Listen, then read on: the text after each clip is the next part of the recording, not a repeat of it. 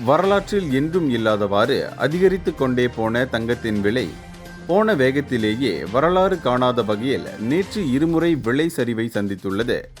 ஒரே நாளில் இருமுறை இப்படி விலை வீழ்ச்சி ஏற்படுவது மிக மிக அரிதான நிகழ்வுதான் என்கின்றனர் பொருளியல் நிபுணர்கள்.